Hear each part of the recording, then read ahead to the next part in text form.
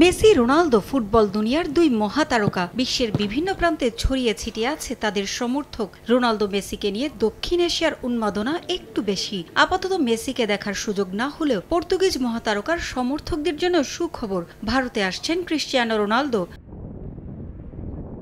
AFC champions league 2 এর সূচি ঘোষণার পরই জোরদার হয়েছে রোনালদোর ভারতে আসার সম্ভাবনা।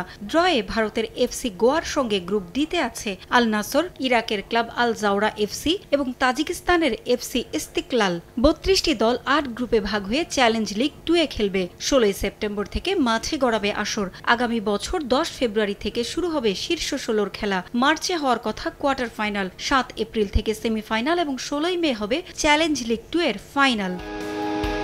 চ্যালেঞ্জ লিগের গ্রুপ পর্ব হবে হোম অ্যান্ড অ্যাওয়ে ভিত্তিতে। প্রতিটি দলই ভারতে আসবে, তেমনি গোয়াও সৌদি আরব, ইরাক ও তাজিকিস্তানে গিয়ে খেলবে। ফলে অ্যাওয়ে ম্যাচ খেলতে আল নাসর ভারতে আসলে রোনালদোর খেলা দেখার সুযোগ পাবেন লাখো সমর্থক। তবে সেই দলের হয়ে রোনালদো আসবেন কিনা তা নিয়েও রয়েছে অনিশ্চয়তা। পর্তুগিজ তারকার সঙ্গে আল নাসরের চুক্তি অনুযায়ী তিনি এশিয়ান চ্যাম্পিয়ন্স লিগ 2-তে খেলতে বাধ্য নন।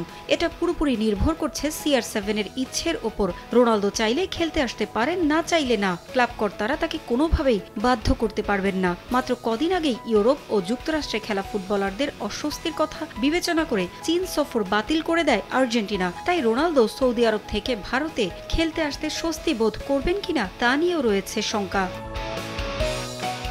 তবে রোনালদো না এলেও আল নাসরের বাকি তারাদের দেখার সুযোগ যে মিলছে সমর্থকদের, এটা নিশ্চিত। তবে সমর্থকদের চাওয়া রোনালদো দক্ষিণ এশিয়ার ফুটবল প্রেমীদের স্বপ্ন পূরণে পা রাখবেন ভারতে। পারভিন আক্তার, সময় সংবাদ।